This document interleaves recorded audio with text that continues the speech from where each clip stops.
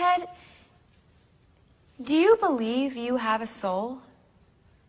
What did you think I would do at this moment when you're standing before me with tears in your eyes?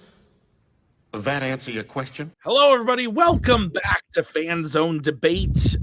We are here for another match. Looking forward to this one. Two returning players that we haven't seen since last year. I'm looking forward to it though because both had good seasons last year, had good matches. I'm looking forward to seeing them come back so they can keep their impressive debate alive. We'll start with Alex Martinez. He's coming in. He had a couple of really good debates last year. He brought G.I. Joe at one point. That was weird. Those movies are strange to me, but he did a great job. And then Chadwick was kind of a great story last year. Chadwick was 2-0 last year, won by knockout both times, a perfect game in there as well. So Chadwick is looking to success. We'll see what happens. I think Alex is probably the strongest opponent that Chadwick has had to face yet in this run. So it'll be interesting. Robert, you are here. How are you, my friend? And what do you think of this matchup? Glad we could get this through here, Tim. Behind the scenes, this took a bit to get us here, but we're here now. Excited. Always nice to see people debate. I've never seen debate before. Well, I have, but not judge them, I guess, and get a chance to see what their talents can offer as I get to make stupid puns with their names. Yes, absolutely. Javi, welcome. Thank you for filling in, Javi, last minute. We appreciate you. How are you doing? And what do you think? I'm good. Yeah, I don't know what Robert's talking about. As far as I'm concerned, this match has been only scheduled for 3 days, so this is fine. Yeah, no, good. I like Chadwick. I like Alex. They're both very good debaters, both differing styles. So I'm excited to see how it goes. Absolutely. And we are going to get into it. This is how it's going to work. So the players drafted categories. We gave them questions based on those categories. They are going to debate those questions tonight before our very souls. So each player is going to get a 1-minute opening, followed by a 5-minute freeform, followed by a 1-minute closing. At the end of the debate, Chadwick, who will hopefully still be alive and I'm sorry, not Chadwick. I just hope you're okay, Chadwick. Robert, Javi, and I will write on our boards who we thought won the debate. 2 out of 3 votes wins you a point. And the first person to 3 points wins the match. Chadwick, are you okay? I'll hang in there. And Alex, you good? You ready? Yep. All right. Well, then with that, we can kick this one off.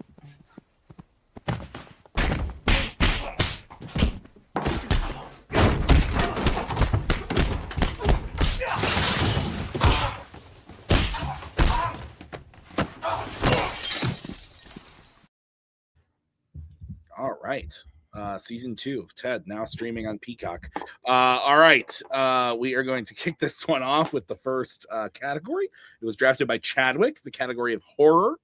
The question is, who is the best character in Scream 4 through 6?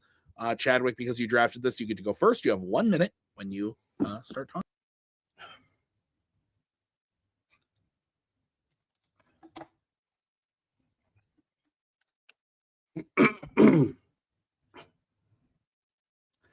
The Scream franchise is filled with great characters. The original trilogy was built on developing them, and the back half has some good ones too. The best is Kirby Reed, who was introduced in Scream 4, thought to be dead, teased in Scream 5, and resurrected in Scream 6. Kirby was such a standout in Scream 4 that fans were ecstatic about her return in Scream 6. Fans are mixed on Scream 4 overall, but Kirby was definitely the standout in that movie. Played by Hayden Panettiere, Kirby is fun, cute, charming, sweet, and smart, but also snarky and knows so much about horror that she's a perfect Scream character. The most emotional part Scream 4 involves Kirby rattling off many horror movie titles to save her friend.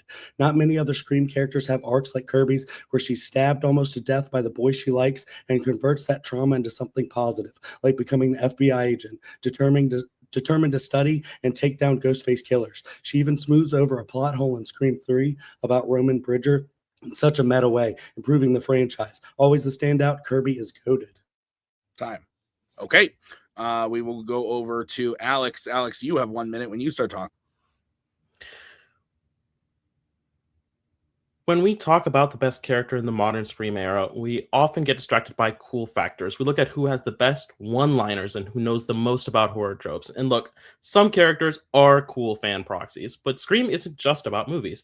It's about survival, sacrifice, and soul. And that is why Dewey Riley isn't just the best character in this new set. He is the reason these movies still matter. In Scream 4, we see Dewey, who has finally achieved the dream. He is the sheriff, the protector, but he's also a man struggling to balance his duty to his town with his love for Gale Weathers. He represents the grounded human element in a world of meta commentary. Then we move to Scream 5. This is where Dewey transcends legacy character and becomes legendary character. His body is broken, he is isolated, and yet when the phone rings, he doesn't hesitate. He doesn't go back for fame. He just goes back because someone has to keep these new kids alive. Dewey represents the emotional stakes that others simply can't. When something happens to him, it's not just shock, it's hurt. When he falls in 5, the entire franchise shifts. Time. Okay, Kirby versus Dewey. 5 minutes when one of you starts talking. I will throw up the 1 minute warning when the time comes. If you're talking too much and you're not letting your opponent speak, well, I'm going to put up the let your opponent talk thing. Don't make me do that. It makes me sad. 5 minutes when one of you starts talking. I mean, look, you said Dewey doesn't hesitate when the phone rings, but that's exactly how he dies, is that he dies making a mistake. I feel like Radio Silence didn't really know or understand the character that we grew in love for the first 3 films and even somewhat even into the 4th film. And then they totally just undid his character just to basically kill him off, because Amber at the end of the movie says, my movie has stakes. You can clearly see where Radio Silence wanted to go with Dewey's character. Is just everything was geared to just killing Dewey, and that was all that mattered to them, not actually bringing the love that we have for the character of Dewey.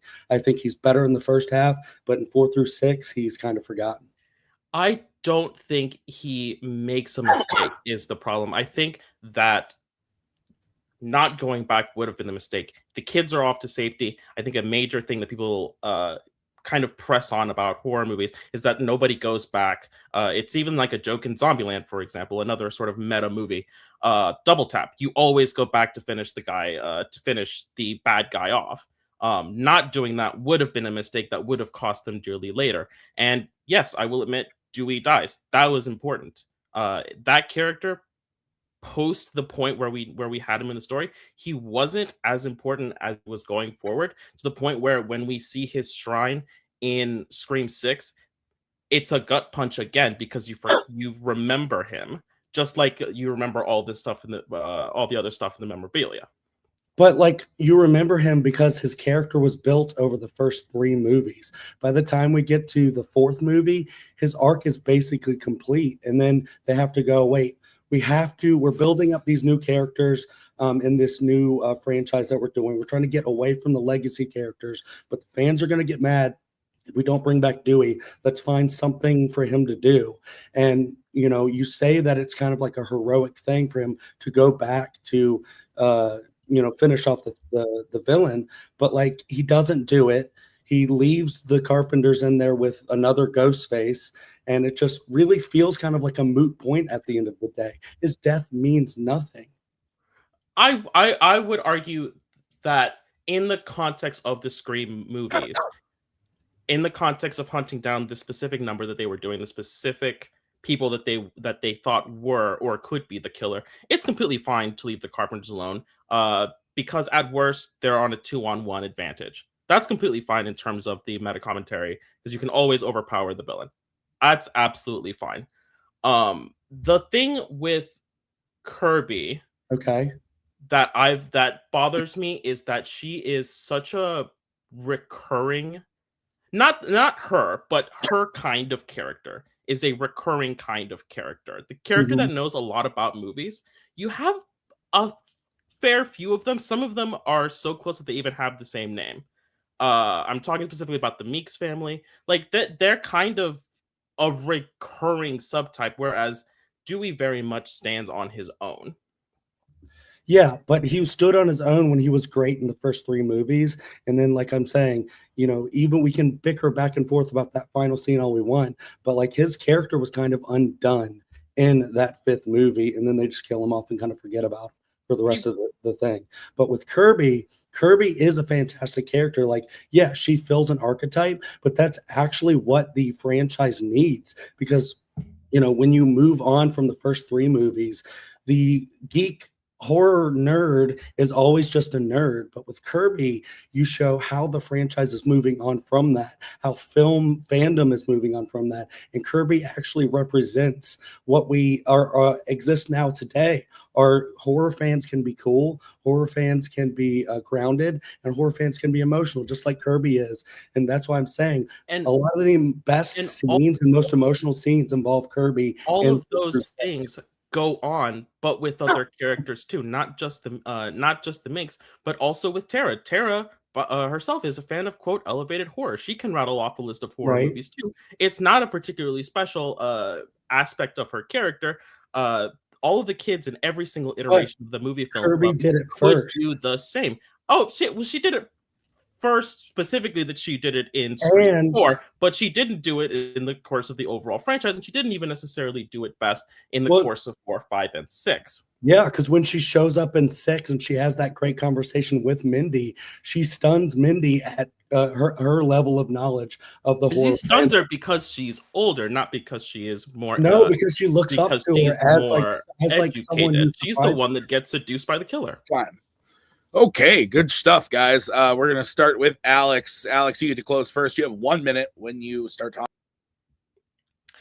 My opponent wants you to believe that being the best character is about being the smartest person in the room. They want to reward Kirby for her survival skills and her encyclopedic knowledge of cinema. And yes, she is a survivor, but she's also a character who lives in the world of movies. Dewey Riley is a character who lives for the people around him. The tragedy of Dewey is that he is never the fastest, the strongest, or the luckiest. He's stabbed, mocked, and he's left behind. But he also gives us the most iconic moment in the modern trilogy, going back. He didn't just know the rules, he taught the rules. He gave the new protagonists their blueprint for survival. If we judge a character by their impact of the story, Kirby's a fine supporting player, but she's a Minx, she's a Mindy, she's a Tara. Dewey is the foundation. Without his sacrifice, Sam and Tara don't survive. Without his growth from bumbling deputy to tragic hero, the franchise loses its emotional anchor. Okay, we will move over to Chadwick. Chadwick, you have 1 minute when you start talking.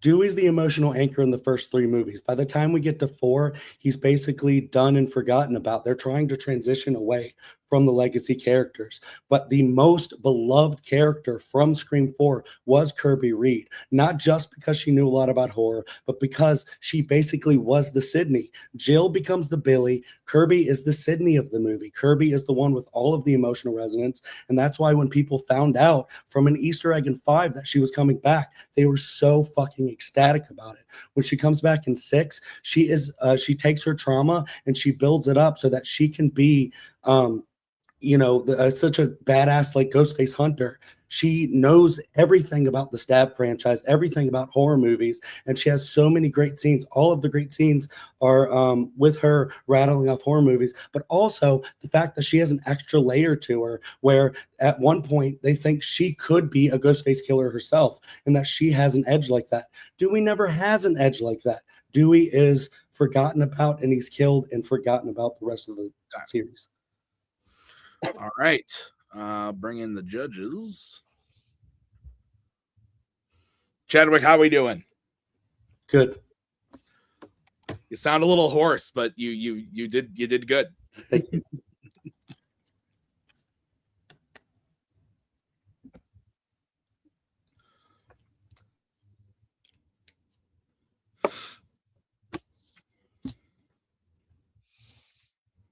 Okay. I thought this was a great first fight. I was planning on rewatching all these movies before Scream 7, and then I didn't. And then I saw Scream 7, and I didn't think it was a 1-star atrocity like some people, but it is not good. I'll say that. I went with Chadwick, and it has nothing to do with pity. It has to do. I thought it was a good argument from Chadwick. I love Dewey. Dewey's great. And honestly, Scream 4, I love that movie. It's probably the one I've seen the least, weirdly enough. So Kirby is a character that I just don't know. Like it's not nearly as well as I know Dewey, but I felt like Chadwick did a really good job of building Kirby up while also taking down the shots against Kirby from Alex. And we spent a lot of time on Dewey for the first like half of the 5 minutes. And I thought that Chadwick just had really good arguments against what they do to Dewey. Not that I necessarily agree, but I think his arguments were really great and that Alex didn't have a ton of ammunition against it. So I went with Chadwick. Robert, what are your thoughts? Yeah, this is a good opening bout. You know, we throw some hands a little just to see where we're all at. I agree with you, Tim. I thought there was a lot of Dewey conversation, and I was sitting there going, "We're gonna get into the Kirby of it all," and then we started to do that, and I felt like there were tipping points. I felt like we tipped a good way one way, and then I felt like as the back half and the closings happened, we started to tip another way. With regards to my vote, if you've ever seen It's Always Sunny in Philadelphia, there's a character that Dee does that my wife and I make jokes about all the time. And that character is named Martinez. So my vote is actually for Alex. The reason I voted for Alex was I understand what you had said about how Chad had built up Kirby and the arguments against Dewey. I think Alex did a decent enough job with finding ways to tear down Kirby enough and to build up enough importance with regards to Dewey that was sort of the thing that I glommed onto the most of everything that was there, of all the sayings of who people remind me of and this. I think Chad didn't do enough to convince me that Dewey wasn't enough of a focal point. And just because you die doesn't mean you're not a good character, right? I mean, you can die, you can do what you need to do and die and be impactful. And that's what I took away. So I will vote for Alex. Okay, Javi, your thoughts? Yeah, I mean, just look at Jesus. He died and he's super impactful. Yeah, I also went with Alex. It was close. I said before this debate that I hadn't seen 4 through 6. I think I have seen 4, and I didn't care for it, which is weird because that's the one everyone likes. Yeah, I don't know. Just maybe I need a rewatch. Clearly, I didn't remember it enough because I was like, yeah, I've only seen 1 through 3. I have seen 4. Hayden Panettiere was in it. I like Kirby, but I think Alex's description of like we get a lot of Kirby-esque characters, but there's only one Dewey, and he's the reason the Scream franchise still kind of holds together because he's the reason that he knows the rules too, and he's the one that teaches it to them, and he knows the tricks about survival. And yeah, I wasn't super convinced on like the death, as Robert said. Like it's like, well, he died like a chump. It's like, well, I mean, first of all, I don't know that because I haven't seen whichever one he died in, but unless it was 4, in which case I have seen it and I don't remember.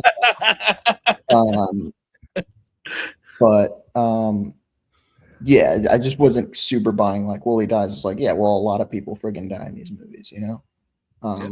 I like Stu, but he died. It's fair. Go see Scream 7. Okay, all right. Let's get it. So Alex hits the first point. So we are going to move on to the next question. This was drafted by Alex in the category of animation. Your question is, which Despicable Me scene is the most fun to watch? We will start with Alex on this one. You have 1 minute, sir, when you start talking. Despicable Me is a franchise about families. Well, it's about one really big family with lots of cousins that look like deranged Mike and Ikes, but it is about family. Like all great supervillains, Gru hates children, but needs them because cookies are delicious. You've seen the movie. Now, when you abandon your children, you want to abandon them somewhere fun to soften the blow. You've seen Shazam. Like in Shazam, Gru decides to abandon his children in Super Silly Funland, a completely normal amusement park. There's bad rides, the food is majority sugar, and you can't win a prize, especially the one you really want to, until like the 8th time. Basically, it's the most fun ever. And that trip ends with a satisfying kaboom of the 10th worst thing ever, an unwinnable game with a minimum wage carnival barker laughing at you.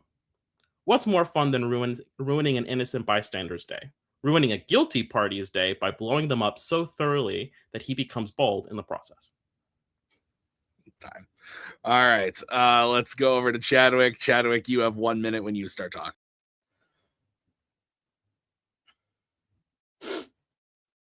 The Crown Jewel heist in Minions is the most fun scene. There's a great preamble where the Minions play dress up to sneak into the Tower of London, have a musical sequence with guards, and then get beat up by an old blind guard. And then the scene really heats up once the crown is given to the queen for her procession. The Minions try to steal it from her, and things get nuts from there because the cops think they are trying to kidnap her. All set to the song You Really Got Me by the Kinks. The chase starts with the Minions going for the crown, and one Minion named Bob has robot arms and legs. Two of the Minions take control of the carriage, and then Bob ends up underground, almost getting hit by a train. The carriage breaks away from its horses, sending it towards the sea before being saved by Bob and crashes into a tree. Many jokes are played throughout, like all the British people constantly drinking tea, even while driving. And the scene ends with Bob pulling the sword from the stone with his robot arms and becoming the King of England. It's all nonstop action sequence with chaos, humor, music, and surprises. Nothing can be more fun than that scene. Time.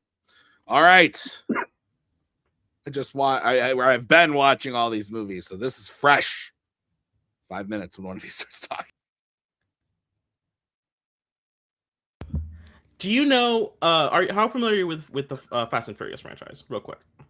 A little bit, yeah. Like at least the first half. Family. Okay. In Corona. the last half, yeah, family. In the last half, a character decides or has the epiphany that, guys, I think we're immortal. I don't think actually we can be killed. I think other people can be killed. We can't be killed. Talking about Tyrese.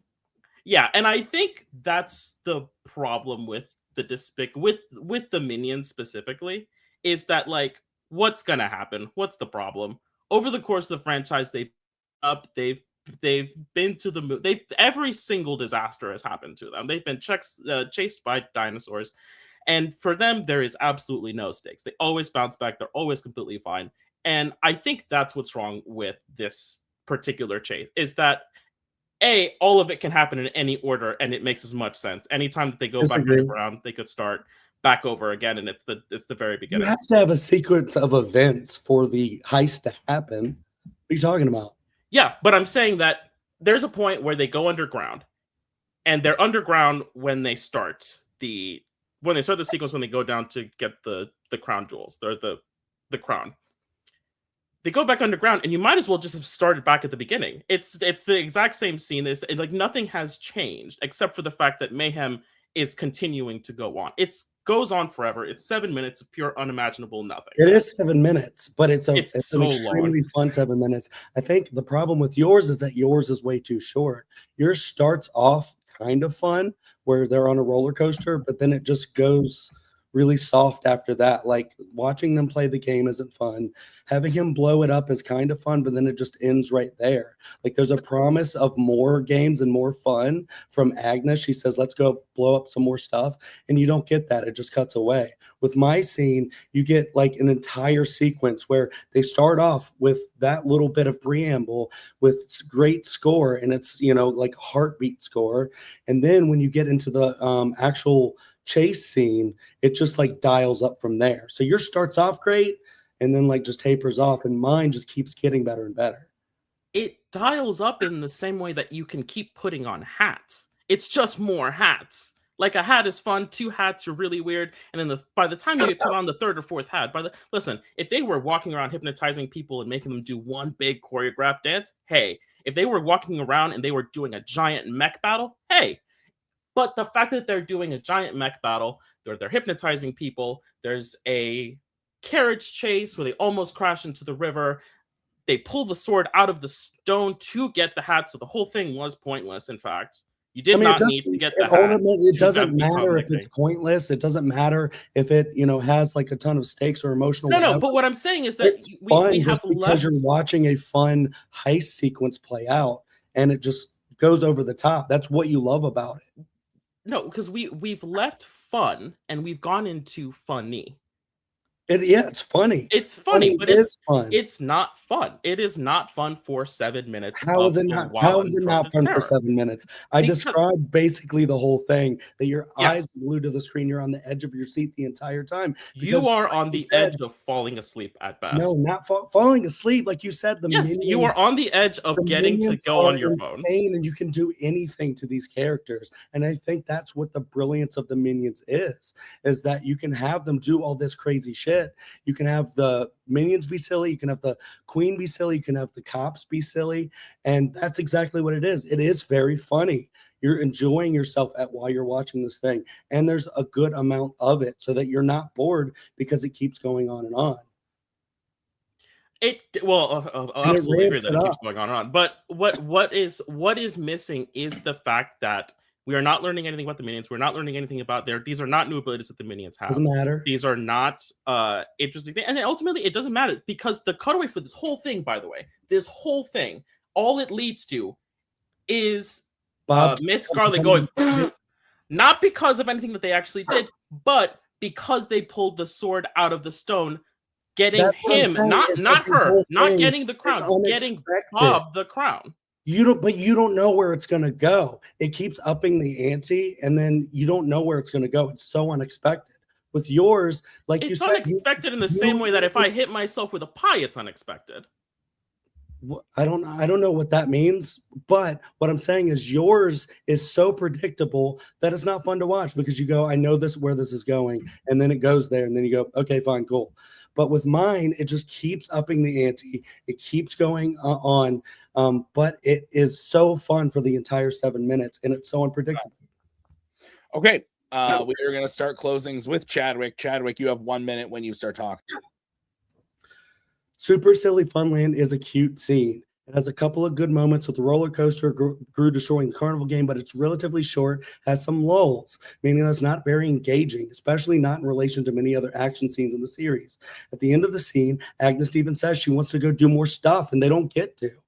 Even the music that plays is just kind of sweet, but not really that upbeat or fun. The Kinks You Really Got Me is super fun, and the minions are silly. The cops are silly. They even make the British people drink tea in their cars. That's so funny. Why is having a funny scene not fun? I want some humor in my scene. You can guess how the carnival game ends, but you can't guess how the heist is going to end, and that's why it keeps you guessing. It keeps you engaged, and it's so dynamic with all of it's a card chase scene. You can't get more fun than that because it's just going all over the place. And yeah, you're wondering the entire time, are they going to get the crown?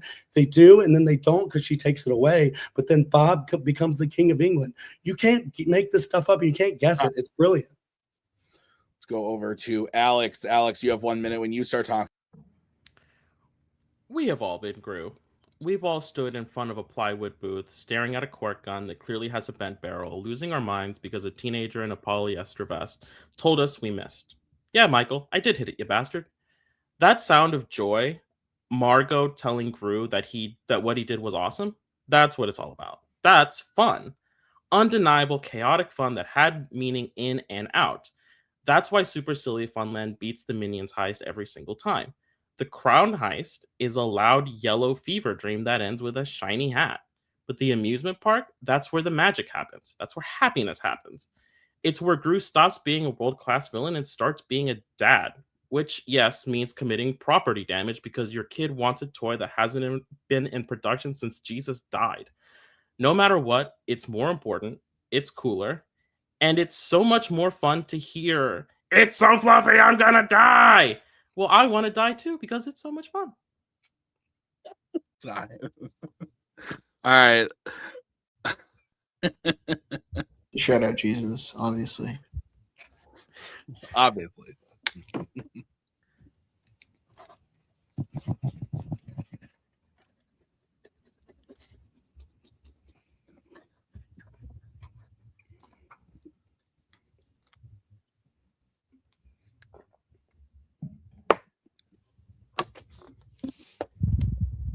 Okay.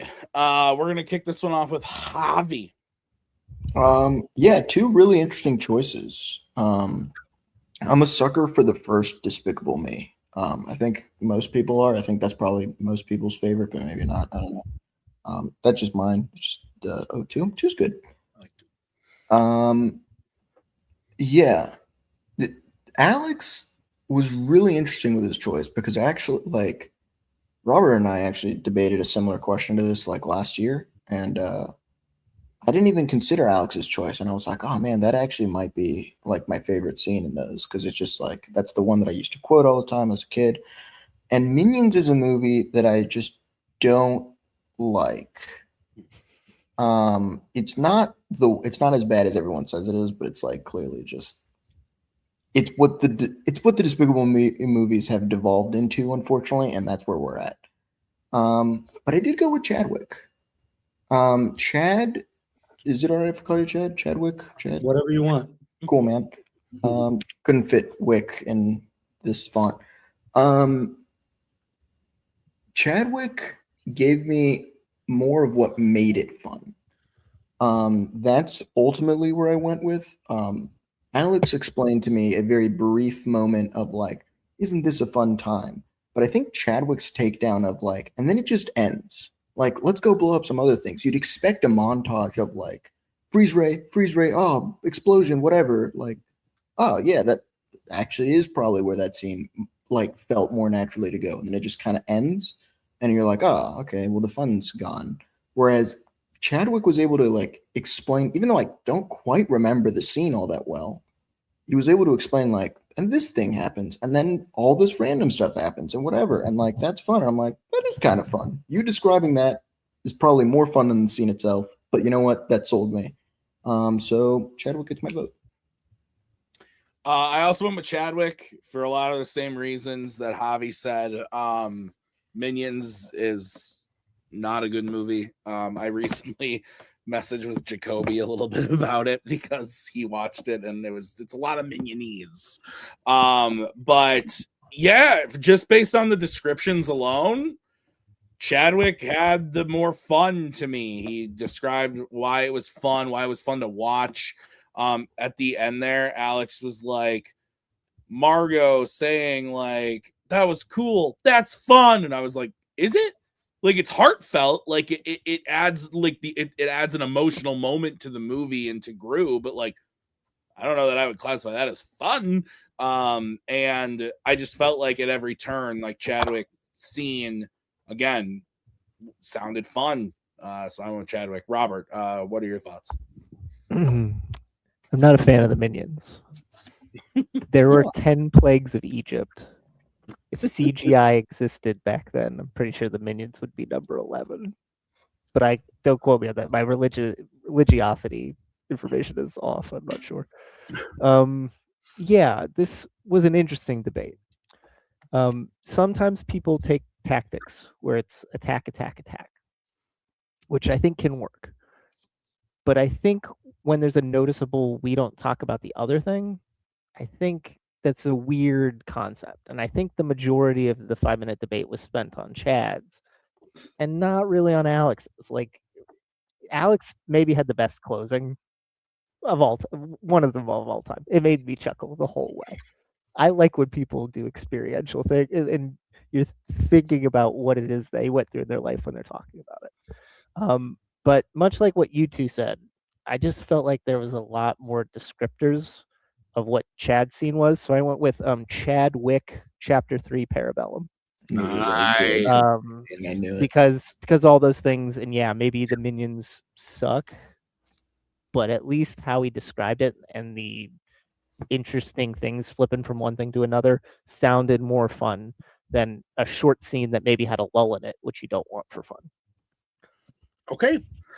So we are tied up 1 apiece, which means we're moving on to the next question. This was drafted by Chadwick in the category of directors. Alex is excited for this one. The question is, what is the best opening scene to a David Lynch film? Chadwick, we will begin with you as soon as you're ready. David Lynch is one of my favorite filmmakers because he always is true to himself and broke the rules to give us some of the best cinema. Blue Velvet is one of his very best movies. It tells a coming-of-age story about a young college boy named Jeffrey who comes back to his nice suburban hometown to find that it has a dark, seedy underbelly behind the illusion of safety the suburbs provides.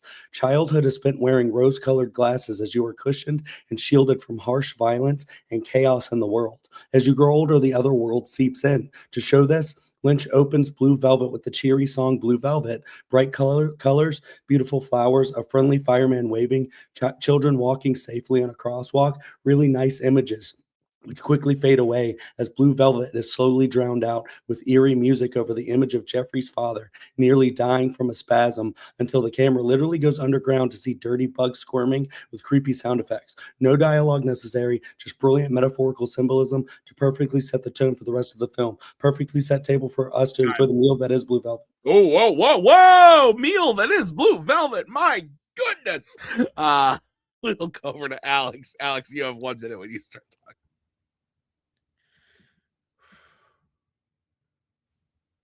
Once upon a time, there was an ugly barnacle. He was so ugly that everyone died. The end.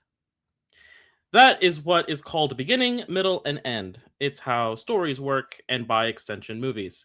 David Lynch made movies, but he was a surrealist, and he made movies that usually start in the middle, like a dream. This ends with you not knowing everyone's name until 45 minutes in. So openings, not great for this guy. But at least one time, he nailed it. Dune. In Dune, he found a creative, artistic way to introduce the main characters in a way that reconciled his strengths and the struggles that were headed their way in a reasonable and concise manner. Narration, introduction, art style, shadows, portraits, conflict, costumes, year, setup, characters, plot points. That's how the spice and the story is supposed to flow. Oh my. The spice. Oh, okay. 5 minutes when one of you starts. So if I can just get your opinion on what we can agree on is the beginning or the opening scene of Blue Velvet. Excuse me? Where would you stop the opening scene? Probably just like right when it cuts to the billboard. Just like an opening, just like with your opening is the talking head. Yes. Talking to us for 3 minutes. Yeah, the opening credits. And then with Blue Velvet, it's him finding the ear and going to the sheriff. Sure. Okay. So I understand the urge to make this the pick. It was the one that I considered most. The problem is, by the end of the beginning, I know as much as when I started. That's about, again, like a 5 to 7 minute scene where we know as much as when we've started. We've introduced 2-3 characters, and they've not really exchanged much dialogue. They've not really said the relationship between them. They've not really gone anywhere or done anything. Look, sometimes when you watch movies, you have to pay attention and you have to look between the lines. That's why Blue Velvet is such an artistic opening scene, whereas yours is just a talking head telling us about the world for 3 minutes. It's not done in a very creative way. And actually, yours actually does mirror the rest of Dune, because the entire movie of Dune is so rushed in like such a, short runtime. They're trying to pack this huge book that the studio said, hey, David, we know you don't like to do this, but can you cram like some 3 minutes of exposition into your opening scene so people know what's going on? Audiences don't like it when you tell them things. They like when they can watch something and get the vibe of what the movie's going to be. That's exactly the book starts with narrations. The chapters all start with narrations from Princess Irulan. You have to start somewhere, and as introducing this major, like almost medieval family feudal system where you're fighting over these particular resources. Yeah, that does take a bit of explaining, but what you need is a doorway into that world. Sure. What Blue Velvet's kind of struggled. What I struggled with picking Blue Velvet is the fact that I don't have that doorway into the story. Okay, so going back to Dune just real quick. You're seeing, like you said, you need to give the audience some information. Sure, that can be done in a very interesting way. That's done in the Fellowship of the Ring, where yes, you have someone narrating, but you have interesting visuals to go about it. They're fleshing out the world with visuals. It's not just a head talking to you for 3 minutes. That's boring. That feels lazily slapped together. That's exactly what that scene is. When we go to Blue Velvet, like I said, it's artistic. You have to look at what's going on and see visually what they're showing you. This is a mystery of a film, so they're not going to go out and just give you all the answers to what Blue Velvet is. Him going and finding the ear, that is the beginning of the mystery. But if you watch the entire movie of Blue Velvet, you know exactly what this movie is going to be based upon that first scene. But the beginning of it has creepy undertones because of the rest of the movie. Would that be fair to say? Yeah, it's telling you what the movie's about. If the movie has creepy undertones from the beginning, it's because the rest of the movie is a mystery. The beginning of it is fairly innocuous B footage until a man that you don't know falls down, and then it cuts to a shot of bugs. And then a man it cuts to the bugs, and then a man is walking, and he finds an ear that he takes to the police. It's fine. He goes to see his dad first. It goes to see his dad, and then on the way home, he finds an ear. You learn about the characters. It's distant. He goes, "Hi, Dad. Are you all right?" And then his dad struggles to talk to him, and maybe that's a big part of the movie. But we know as much as when we started. A man fell down, and his son went to see him in the hospital and found an ear. What we don't know is anything else about the characters yet. We don't know any of their names, hardly. We don't know where they're going, and we don't know what it is if something is sinister about this town. We don't know what it is. Just from the opening, we know a lot more about the world of Dune, because they have to rush everything in Dune. And that's why when you go to Denis Villeneuve's film, they're able to spread it out across 2 films. And Lynch's, they have to rush everything, and that's why time. Let's go over to Alex. Alex, you get to close first. You have 1 minute when you start talking.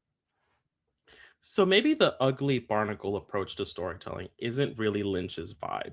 Most of the time, he'd rather show you a severed ear in a field or a lady in a radiator and let you figure out the tax implications for yourself. But with Dune, he did something more shocking than usual surrealism. He actually invited us into the party. Instead of leaving us wandering through a 45-minute fog of who is that guy and why is he leaking, he gave us a roadmap into the story. He realized that when you're dealing with space worms and spice monopolies, you can't start in the middle of the fever dream. You need that front door. Ultimately, Dune is the best Lynch opening because it's the one he didn't it's the one time he didn't treat the audience like a confused neighbor stumbling into his basement. It's concise, it's artistic, and it actually tells you who the characters are before they start dying. It turns out that even for a master of the weird, sometimes the most radical thing you can do is to just give people a proper introduction. Time. Okay, let's go over to Chadwick. Chadwick, you have 1 minute when you start talking. David Lynch's Dune is both fascinating and frustrating. It has some of Lynch's style, but it also feels rushed because they had to fit so much story in a short runtime. The opening reflects that. As apparently a studio edition, it feels very slapped together and rushed. Virginia Madsen's head superimposed over a space background is cool for a second, but it just ends up being an exposition dump. They're like, we need to cram so much book into one movie. Let's just dump some info on them. That's why I prefer the new Dune movies, because they take their time developing the story. They are more show, don't tell. Other movies have done this setup better, like Lord of the Rings and Star Wars even. This just feels lazy. Blue Velvet feels like a carefully constructed, beautiful metaphor about the illusion of security. Lynch uses every tool in a cinematic arsenal to tell you what Blue Velvet is about in its opening with its color, sound, camera work, and music. It sets the tone for the rest of the movie. David Lynch would hate that you said Dune as his best opening. He'd say something like, what the hell are you talking about? Because, yeah. No, Time. Fair enough. Fair enough, buddy. All right. Oh, that was good. 5 seconds too much I pressure. was going to say bye. Fail out. Just on that one. Oh, Once there was an ugly barnacle. It's a pretty good Patrick Star. He was so ugly that everyone died. That is a top tier SpongeBob episode. Oh my god. We stink. My favorite one is the one with flats. Personally, that is also S tier. Yeah. I like the graveyard shift episode. Pretty much anything from seasons 1 through 3 is S tier. Sorry, putting a finishing touch on that. All right, we are starting with Mr. Kastner. Yeah, I've seen Dune. I have no clue about what makes a good David Lynch opening at all. I'm a noob. I'm a plebe. I don't know what to say. I enjoyed the diametrically opposing ways we went about arguing this. I like the openings. I think they were very unique to each other. I thought, and what I said before in the last round, something about like attack. There's a thing about asserting dominance, though, in a debate. And it's a thing I learned early about, like, when someone's trying to lead you, don't drink. Don't be the horse. Don't drink. There was a lot of, like, Alex was dictating the construct of what was going on in this debate, which I thought was going to serve him well. And I enjoyed everything that was going on with his descriptors. But when we got to the end, I thought people had laid things out in a way that shifted how I thought about the whole debate. Did you ever watch Charlie's Angels, the original from 2000? There was a character, Tom Green. His name was Chad. And he would often say, the Chad was great. So I went with Chad in this one. I agree. When he mentioned at the end, like, using something as a plot device like that, and other movies have done it better, and then adjacent to what Denis Villeneuve did, I was going to knock him on that, but then it sort of spun me around a little bit, and I decided to go with Chad because of that. Again, I don't know David Lynch, but he did sell me that I think David Lynch would probably punch you in the face. Rest in peace. If he heard you say that Dune was his favorite his best opening. So I went with Chad. Okay, Javi. Yeah. Robert's right that these are diametrically like the most. I haven't seen Blue Velvet, but the way Chadwick laid it out, it's like the exact opposite of what Dune is, which is very fun whenever it's like, this is the opposite of what you said. Yeah, I don't know. This was tough. Just because I haven't seen Blue Velvet, so it gives me very little context to work with, and I don't like 1984's Dune. I don't love the other two Dunes either, but that's just me. I don't love them. They're fine. They're good. Everyone chill out on them, though. I know my takes today are terrible. I get it. I went with Chad Wicked for good. I got permission from Robert to do a pun this time. Nice. Chadwick, I think, was able to like just really beat down on like what's going on in like this movie. Like you can't really. It just kind of throws you into it, and like it kind of knows that it's throwing you into it. So they're just like, here comes the princess, and she's going to explain the plot of what's been going on for a bit, and you're just going to have to deal with this. And I just thought that was a good. Yeah, I mean that is what that movie is. Like the first time I watched it, I was like, "What the heck's going on?" And I'd seen the first one before, like the Denis Villeneuve's one, and I was like, I'm still kind of like, "What? This is odd. I don't know what's really going on here." So it was I think he just painted experience of like what's any of this? What's this? And like I don't know what David Lynch's opinions on his own Dune movie is, but I can't imagine they were probably his favorite, considering he didn't seem like a super big franchise guy. So here we go. Chadwick for good. All right. My vote doesn't count. I actually went with Alex. So I liked Alex's take on the whole he's actually giving you information, thus making it better. Listening to you guys describe, I'm probably wrong, but I liked the whole that whole take of just like, here's the information, we're laying it out, and it looks cool while it's doing it. That worked for me, and I thought that his whole of just like, you're seen as confusion, I'm confused, and the opening is you don't know anything. I thought that was a good way to go about it, but that's okay. Chadwick is up 2-1, which means Alex needs to hit this question in order to send it to the bonus. The question was drafted by Alex in the category of sports. Your question is, what is the best cheerleading-centric film? We are going to start with Alex. Alex, you have 1 minute when you start talking. I know it sounds weird that Sugar and Spice is the best cheerleading movie. That a movie about a pregnant cheerleader and her squad robbing a bank is the best cheerleading movie. Believe me, I know. It makes so much more sense that there are other better movies. But there aren't. Not about cheerleaders. Not about cheerleading. Not about bases, flyers, backspots, and tumblers, and the people that do those roles. Cheerleading is a cooperative sport, demanding different personality and teamwork styles. And that is the point. That cheerleading and the people that do it take the center stage as the unshiftable center of this movie. I bring this to you in the realm of cheerleading movies, that robbing a bank is not only the most impressive accomplishment in cheerleading moviedom, but the movie surrounding it is the best cheerleading movie of all time. Okay. We will move over to Mr. Webb. Chadwick, you have 1 minute when you start talking.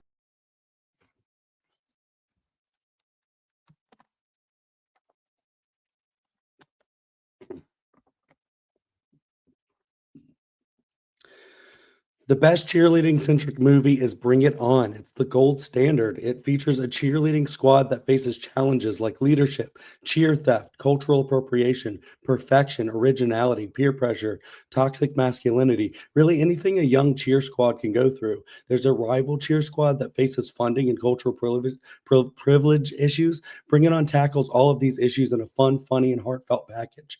It inspired memes like, "This is a cheerocracy," "Brr, it's cold in here," and "These are spirit fingers," which are still used on TikTok and GIFs because Bring It On changed the game and remains relevant today. It has great characters that learn how to become better cheerleaders, including how to choose originality, integrity, and sportsmanship over winning at all costs. Bring It On has a Rocky-style ending. It really understands and respects cheer culture, and it makes it cinematic.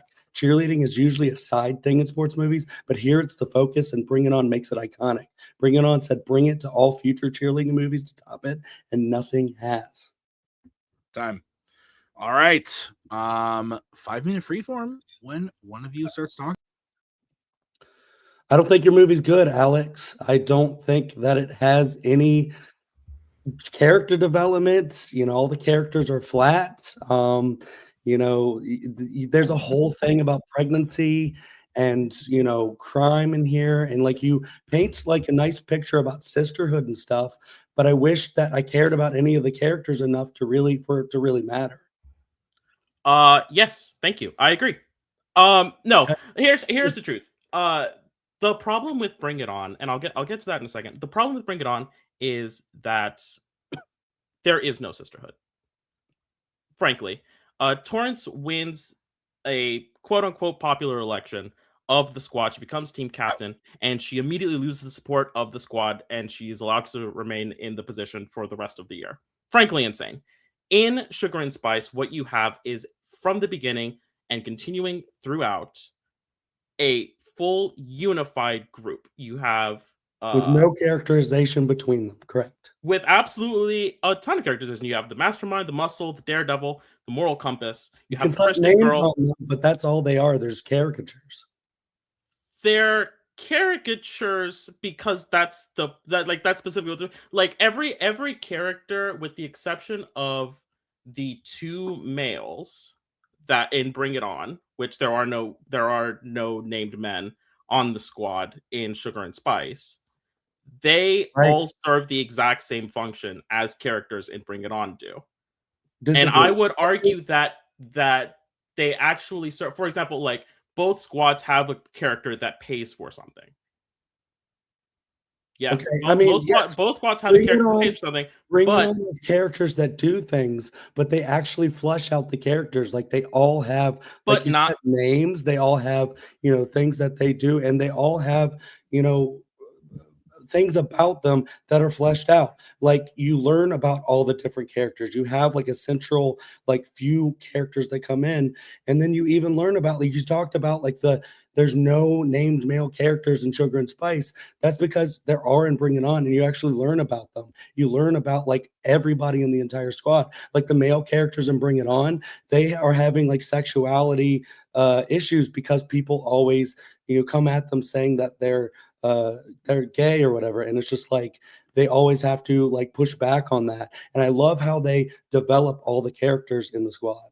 It's so easy for them to push back though, because the football team, the people that they're being compared to, suck in such a way that they're the only ones bringing back championships. And to the point, one of those characters actually is gay, and neither of the characters are actually that bothered by being called gay. They're both completely fine. No, it's not they actually have like a whole conversation about they have a conversation about it, but it's not like, I wish they wouldn't do that. They are. They're actually just like, this is kind of sucks that like, it's just a stigma being a male cheerleader. I want to get off of this because you said that there's no sisterhood in Bring It On. That's the whole point of the movie. The whole point of the movie is that they're kind of in shambles at the beginning. They've stolen cheers, and then they have to go and find themselves and actually find out how to be better cheerleaders. Your movie doesn't even have any many scenes about them even doing cheerleading stuff. They don't even really care about learning how to be better cheerleaders. Because they're already perfectly good. Okay, so they're already perfect. There's this idea that there's no development for these characters. There's this idea that making it a competition makes it more interesting. It doesn't. The fact of the matter is that they had a goal that they were trying to accomplish. They both have a goal that they're trying to accomplish. And they learn nothing from it. They go, they accomplish it, and they don't even learn anything from it. Yeah, and the girls in Bring It On reinvent cheerleading, quote unquote. They rediscover, they reappropriate cheerleading from ballet, from dance, from all these other specific types of entertainment, and they quote unquote rediscovered cheerleading, which is how they rediscovered the Clover's cheers in the first place. All they did is they did all of that to come up second place. They didn't even get the thing that they wanted, unlike in Sugar and Spice. That's the important thing. That's the message that you want to send to a bunch of young kids. And that's why this is so relevant, is because what's important is not that you get the gold at the end if it means stealing cheers from people. What's important is being true to yourself and being original. And that's what these characters learn. And that's why you have characters that learn and Bring It On. In Sugar and Spice, you don't have characters that learn at all. You don't have even any emotion for the character that's pregnant. Like, I don't understand this movie. The character that's pregnant is the main character, and you have to see her work several jobs to support a man-child football player who absolutely refuses to get a job, to the point where, as captain, she has to convince an entire group of people to rob a bank, and then mastermind, plan, and successfully execute a full bank robbery with no support, to the point where they give you a twist ending. Time. Okay. We're gonna start closings with Chadwick. Chadwick, you get 1 minute when you start talking. Sugar and Spice is an oddity. It has an interesting premise and some cool casting, but it doesn't really feel committed to anything, and nothing feels particularly fleshed out, especially the characters, which feel more like caricatures than characters. I think that's why the humor often feels flat and feels dated. Despite coming out at the same time period as Bring It On, It's because the Sugar and Spice characters aren't realistic, preventing audience connection and stunting growth. You laugh and feel emotionally when you can connect to characters, like how you feel for Kirsten Dunst and Gabrielle Union, respectively. Gabrielle wants to keep her cheer squad strong and respected in the face of adversity, while Dunst has her reality crashing down, which forces her to reinvent herself and her team. Marley Shelton and Sugar and Spice is pregnant. You don't feel any emotion for her. They play it for humor and sarcasm. It barely has any interest in cheerleading. Instead, it mostly focuses on the crime aspect, and even that fails to be all that interesting. They don't even learn any lessons about not committing grand larceny. Bring It On is actually about something and executes it extremely well. It's iconic. Time. Okay, let's go over to Alex. Alex, you have 1 minute when you start talking. In the end, we have to ask ourselves, what are we actually judging, the sport or the spirit? If you want a movie about choreography, watch Bring It On. But if you want to see a movie about the unbreakable mechanics of a squad, you watch Sugar and Spice. This film understands that a cheerleader's true power isn't found in a trophy case. It's found in the absolute unquestioning trust between a base and a flyer.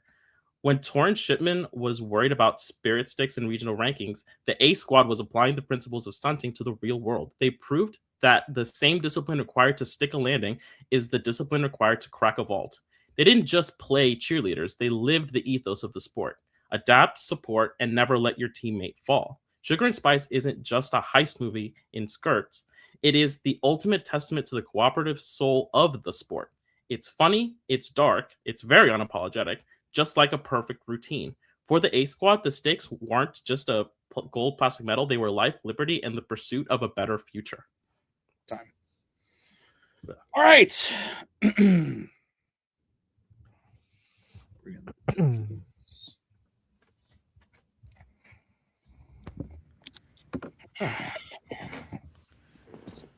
Well done, Chadwick.